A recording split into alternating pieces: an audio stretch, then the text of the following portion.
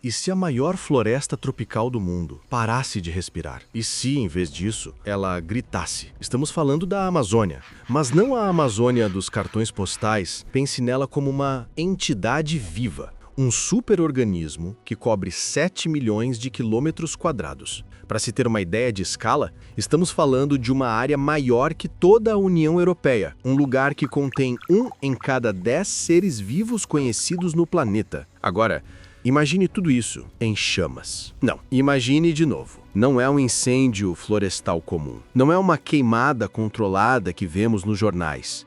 É um evento de nível de extinção, um cataclisma planetário. O que realmente aconteceria se a Amazônia inteira queimasse? O que nós veríamos? O que sentiríamos? O que o resto do mundo sentiria? No primeiro dia, na primeira semana e no primeiro ano? Seu primeiro pensamento, quase instintivo, pode ser o oxigênio, os pulmões do mundo. Mas aqui está a primeira surpresa. Essa é uma meia-verdade perigosa. A verdade é mais complexa. A Amazônia, em seu estado de equilíbrio, consome quase tanto oxigênio em sua decomposição, a respiração dos fungos, dos animais, das próprias árvores à noite, quanto produz em fotossíntese. O balanço líquido de oxigênio é quase zero. O verdadeiro pulmão do mundo, o que nos dá a maior parte do ar que respiramos, é o oceano, são as algas. O perigo real da Amazônia não é o ar que ela produz, é o veneno que ela guarda. A Amazônia é um cofre de carbono, um cofre biológico trancado há milênios. A madeira, as folhas, as raízes profundas e, o mais importante, o solo. Estamos falando de algo entre 120 e 200 bilhões de toneladas de carbono. Esse é mais do que a humanidade emitiu em toda a sua história industrial, desde o primeiro motor a vapor. É o equivalente a décadas de toda a nossa poluição global. E nós estamos prestes a jogar esse cofre dentro de um vulcão. O segundo risco, a vida. Isso não é uma floresta, é uma biblioteca. A maior biblioteca de vida do planeta. Mais de 3 milhões de espécies, e a maioria delas, especialmente os insetos, nós nem sequer catalogamos. O terceiro risco, o mais estranho e talvez o mais assustador de todos, ela controla o clima. Ela é o coração de um sistema circulatório planetário. É uma bomba de água voadora. Então, vamos fazer o impensável. Vamos acender o fósforo e assistir ao nosso mundo desmoronar em câmera lenta. Nas primeiras horas, não é um incêndio, é uma guerra. O fogo não se move como o fogo comum, ele explode. A Amazônia é uma floresta tropical. A sua maior defesa sempre foi a umidade. Mas agora, essa umidade se torna sua maldição. Ela vira combustível. A água dentro das folhas e dos troncos centenários ferve. Árvores gigantescas explodem de dentro para fora, lançando estilhaços em chamas como artilharia. O som é ensurdecedor. Não é a queima de uma fogueira, é um rugido constante, um trovão contínuo, mais alto que um motor de jato. Um som que pode ser ouvido a centenas de quilômetros, dia e noite. O cheiro é de cinza molhada, de ozônio, de bilhões de vidas se tornando química no ar. Em 24 horas, o sol desaparece ao meio-dia. Não é dia nem noite. É um crepúsculo laranja e tóxico que cobre metade de um continente. O ar não é só irrespirável, ele é corrosivo. A fuligem e o monóxido de carbono tornam o ar venenoso. Mas o fogo fica tão quente, tão violento, que ele para de ser controlado pelas leis da Terra. Ele começa a criar o seu próprio clima. Tempestades de fogo se formam a quilômetros de altura. Elas são o pesadelo da natureza. O calor extremo suga a fumaça, cinza e umidade para a estratosfera, muito acima das nuvens normais. Essas nuvens se tornam monstros elétricos, gerando seus próprios raios secos, que caem e criam novos incêndios a dezenas de quilômetros de distância. O fogo não se espalha, ele se multiplica, ele se autoalimenta. E a vida? Em 72 horas, o chão da floresta é um tapete de cinza escaldante. A vida animal silenciou. Nas primeiras semanas, nós paramos de contar o fogo e começamos a contar o que perdemos. Para os milhões de animais, não há para onde correr. A escala é grande demais. O topo das árvores, que era um mundo vibrante, se torna uma grelha. Estamos falando da extinção imediata e total de 1.300 espécies de pássaros, como araras e tucanos. Estamos falando de 427 tipos de mamíferos. Imagine as onças, os predadores no topo da cadeia, correndo do fogo até as patas queimarem. Imagine os macacos e preguiças que viveram a vida inteira nas alturas, presos entre o ar tóxico e as chamas abaixo. Imagine os 3.000 tipos de peixes de água doce cozidos nos rios. Os rios que deveriam ser a salvação começam a ferver, sufocados por uma chuva de cinza que bloqueia o sol e consome o oxigênio da água. Imagine os botos cor-de-rosas, símbolos da Amazônia, presos em rios que se tornam sopas de cinza quente. Estamos testemunhando o desaparecimento instantâneo de 40.000 espécies de plantas, 40.000 bibliotecas genéticas, cada uma com segredos químicos que poderiam ser a cura para o câncer, para o Alzheimer, curas para doenças que ninguém nunca vai descobrir, queimadas em dias. Dezenas de milhões de espécies de insetos, a base de todo o ecossistema. Os polinizadores, os decompositores são apagados antes que a ciência tenha tido a chance de nomeá-las. É a extinção em massa acontecendo na sua frente, em tempo real. E o fogo não queima só árvores, ele queima história. 33 milhões de pessoas vivem na Amazônia. Centenas de culturas indígenas, ainda isoladas, com milhares de anos de história, viram fumaça. Cada ancião que se perde é uma biblioteca de conhecimento que se queima. O conhecimento deles sobre plantas medicinais, sobre manejo sustentável, a língua, a sua conexão espiritual com a floresta, tudo isso é perdido para sempre. Agora, o primeiro mês. O fogo ainda queima, mas o impacto deixa de ser local.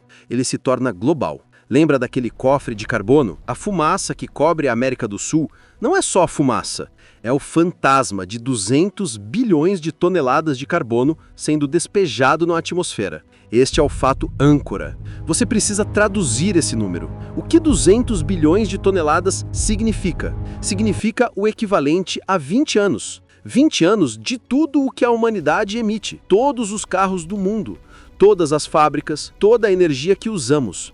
20 anos de poluição global liberados em 30 dias. O que isso faz com o planeta? O aquecimento global não é mais um debate, é uma sentença. Cientistas estimam que apenas essa liberação de carbono adicionaria sozinha 0,3 graus Celsius ao aquecimento do planeta, permanentemente. 0,3 graus não parece muito. No equilíbrio delicado do clima, 0,3 graus é a diferença entre uma tempestade e um furacão categoria 5. É a diferença entre uma onda de calor e uma seca que quebra nações. É o derretimento acelerado de todo o gelo do Ártico. É suficiente para acionar outros pontos de não retorno, como o colapso do permafrost siberiano, liberando mais gás. O jogo teria acabado e nós teríamos perdido. A fuligem no ar, o carbono, não ficaria só na América do Sul. Em semanas, ele circularia o globo, escurecendo o sol na Europa, na Ásia. A qualidade do ar do planeta inteiro se tornaria perigosa, mas o carbono nem é o efeito mais estranho. No final do primeiro ano, algo bizarro acontece. Para de chover em São Paulo. Para de chover em Buenos Aires.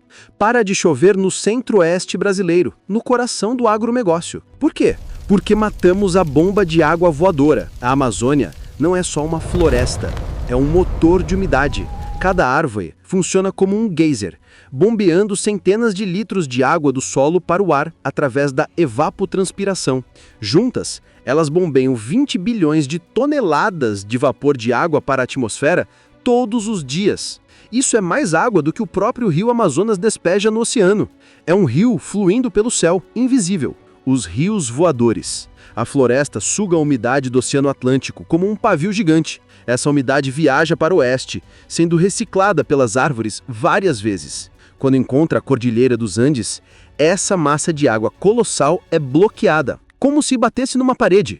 E então, esse rio celestial desvia para o sul. Esses rios voadores irrigam o Brasil, o Paraguai e a Argentina. 70% da economia da América do Sul depende dessa chuva. E agora, o rio secou. O resultado é imediato: seca. Uma seca como nunca vimos. O agronegócio, que ironicamente tanto desmata a Amazônia, entra em colapso total. Não há mais água para as plantações de soja, milho, para o gado. Cidades como São Paulo e Buenos Aires, que dependem dessa umidade para seus reservatórios, enfrentam racionamento de água a nível desastre, fome, colapso social, migração em massa, guerra por recursos. E quando a chuva finalmente vem, o inferno recomeça. Sem árvores, sem raízes para segurar a terra, a água que cai não é absorvida. O solo exposto, queimado, se torna duro, impermeável. A água corre, levando a camada fina de solo fértil embora. O que era uma seca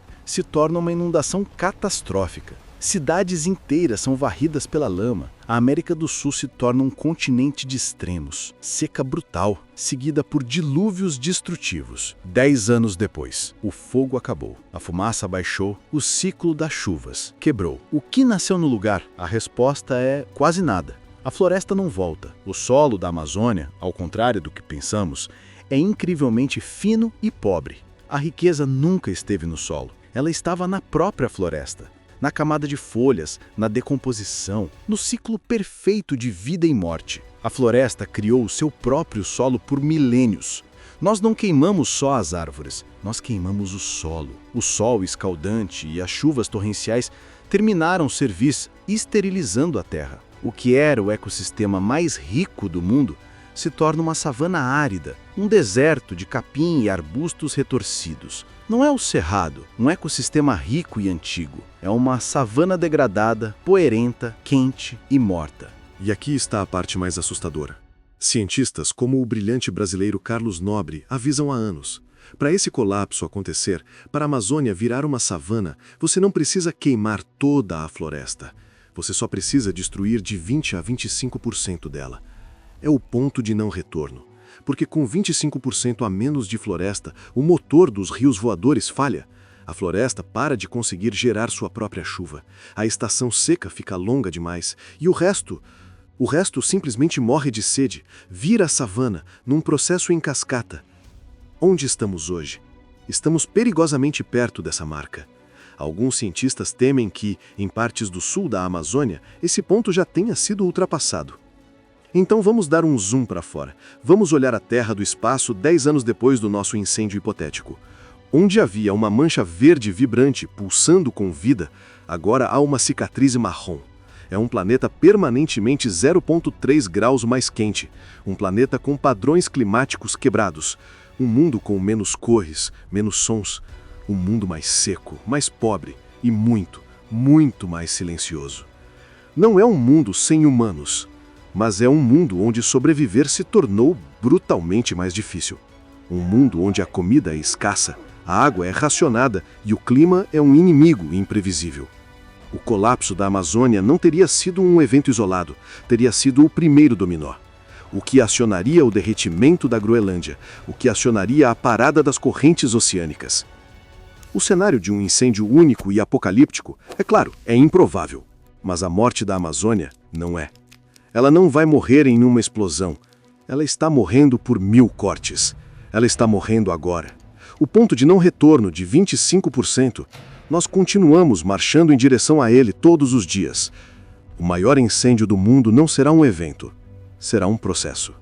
Ele começa com uma estrada ilegal, com um lote desmatado para gado, com um incêndio controlado que foge ao controle porque a floresta ao redor está seca demais para contê-lo. A savanização que descrevemos não é uma hipótese futura. Já é uma realidade em partes do sul da Amazônia. E a verdade é que o fogo já começou.